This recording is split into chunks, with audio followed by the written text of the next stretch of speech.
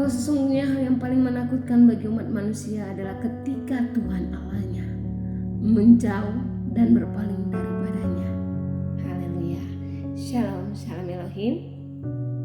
Kepada kita semua saudara-saudari yang terkasih di dalam nama Tuhan Yesus Kristus, dimanapun saat ini berada di keempat penjuru mata angin, salam damai sejahtera di dalam nama Tuhan Yesus Kristus. Dan tidak lupa saya mengucapkan Merry Christmas everyone. Biarlah kiranya kasih dan damai sejahtera Tuhan Allah kita Yesus Kristus yang memenuhi setiap hati kita dan hidup kita. Bersukacitalah di dalam Tuhan senantiasa. Haleluya, haleluya. Saat ini saya mau membacakan sabda kebenaran firman Tuhan atau firman Tuhan Allah. Namun sebelumnya saya mau menyapa ketiga pribadi ilahi yang sudah ada di tengah-tengah dunia di akhir zaman ini, yang memakai tubuh wadah casing manusia yang terekselen dan rendah hati. Shalom, shalom Elohim kepada Bapa Surgawi, Bapa Yahweh yang memakai tubuh casing Pak Emang Lahagu. Salam hormat, damai sejahtera di dalam nama Tuhan Yesus.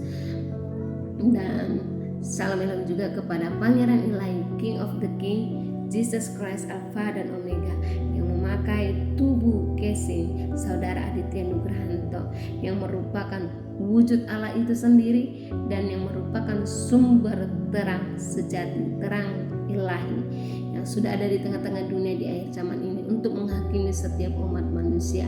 Salam hormat, kasih, damai sejahtera di dalam nama Tuhan Yesus Kristus.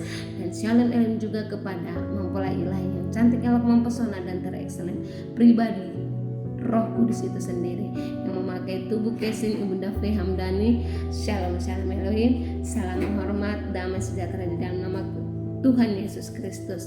Dan shalom Elohim juga buat kita semua Bapak Ibu dimanapun saat ini berada di keempat penjuru mata angin, yang senantiasa merendahkan hati dan taat setia kepada kebenaran firman Tuhan Allah itu sendiri. Haleluya. Di sini saya mau membacakan sabda kebenaran firman Tuhan Allah yang tertulis di dalam Hosea 9 ayat 12. Sekali lagi saya sampaikan Hosea 9 ayat 12. Dan beginilah firman Tuhan: sekalipun mereka membesarkan anak-anaknya, aku akan membuat mereka bulus sehingga tidak ada manusia lagi.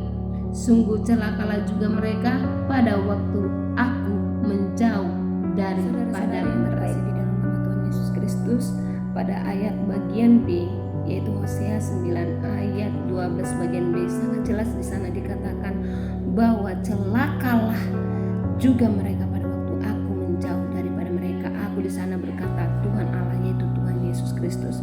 Ketika Tuhan sudah menjauh dari umat manusia yang pada saat itu melambangkan bangsa Israel, maka akan terjadi celaka yang sangat begitu luar biasa. Karena apa? Karena sesungguhnya hal ini, firman ini menyatakan bahwa sesungguhnya betapa manusia itu sangat memerlukan Tuhan Allah. Jangan sampai murka Tuhan, jangan sampai biarkan Tuhan Allah berpaling dan meninggalkan kita. Karena sesungguhnya hidup manusia tidak dapat terlepas dari kuasa Tuhan Allah yang menjadikan manusia. Bukankah kita manusia ini adalah ciptaannya?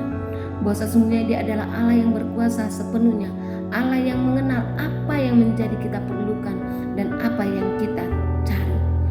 Tuhan Allah kita sungguh begitu mengasihi kita. Tetapi ketika Tuhan Allah menjauh oleh karena kekerasan hati kita, karena kesombongan kita, karena ketegar-tengkukan kita, karena perilaku kita yang tidak mau mendengarkan firman Tuhan, bahkan menjauh daripada Tuhan Allah dengan berselingkuh, bersundal, berzina dengan ilah-ilah lain atau baal-baal, dewa-dewa, patung-patung, hal-hal berhala lainnya, baik itu penyembahan roh nenek moyang, leluhur dan sebagainya. Disitulah Tuhan Allah merasa murka, merasa kecewa terhadap manusia. Sehingga apa? Sehingga Tuhan Allah kita akan pergi menjauh daripada kita dan berpaling. Ketika Tuhan Allah kita berpaling dan menjauh daripada kita, maka apa yang akan kita temukan di sini jelas sekali, celaka. Bapak Ibu, apa yang sedang terjadi pada cawan murka Tuhan Allah yang menimpa manusia di akhir zaman ini dari berbagai elemen, baik itu air, tanah, api, dan udara. Itu semua menunjukkan bukanlah hanya sekedar fenomena alam, tetapi itu merupakan peringatan-peringatan yang disampaikan oleh Tuhan Allah kita. Itu merupakan bukti bahwa Tuhan Allah sedang menjauh daripada umat manusia. Dan itulah yang sebenarnya yang ditakutkan oleh Raja Daud, sehingga dia meminta kepada Tuhan supaya jangan mengambil rohnya, supaya jangan menjauhi dia, supaya Tuhan Allah tidak menjauhi dia. Karena Raja Daud sungguh menyadari, sekalipun dia seorang raja, bahwa dia adalah ciptaan Tuhan yang tidak mampu hidup tanpa kuasa Tuhan Allah, tanpa pertolongan dan perlindungan Tuhan Allah.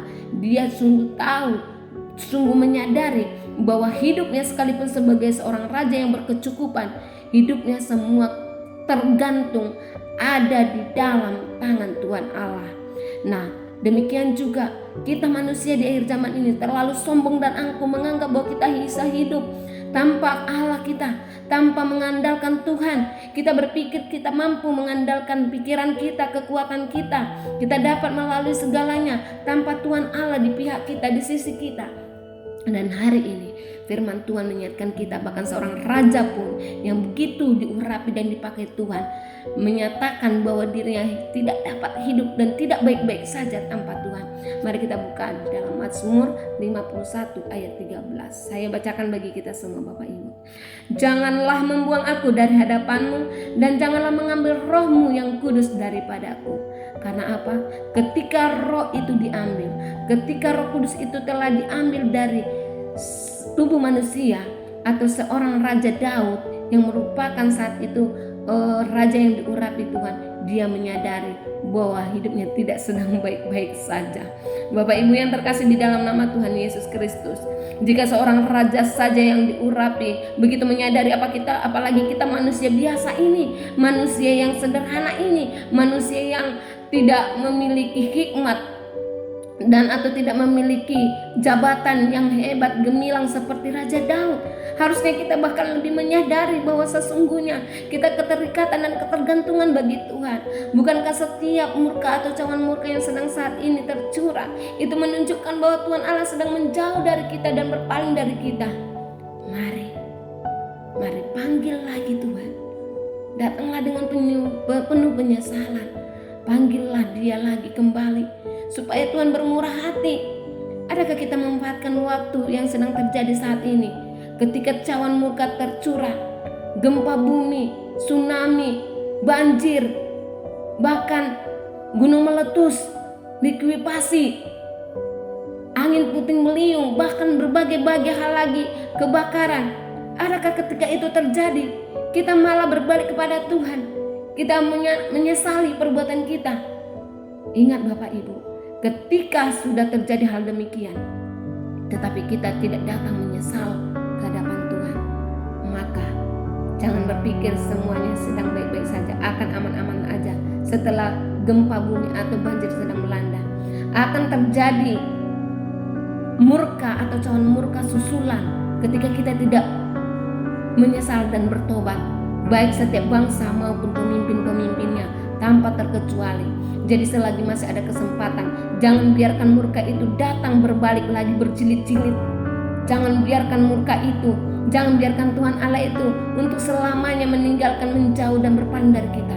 Tetapi curilah kembali hati Tuhan Allah itu dengan bawa penyesalan kita ke hadapannya. Jangan mau diperdaya, jangan mau mengandalkan kekuatan dan pikiran kita. Dunia ini sedang diperdaya oleh iblis, dikuasai oleh kuasa kegelapan. Tetapi bagi setiap anak-anak Tuhan yang senantiasa berserah dan bersandar kepadanya, akan senantiasa di dalam pemeliharaan dan dalam meterai ilahinya. Demikian yang dapat saya sampaikan. Tuhan Yesus memberkati kita semua. Tetap semangat saudara-saudariku di dalam nama Tuhan Yesus. Shalom Elohim. Tuhan Yesus memberkati.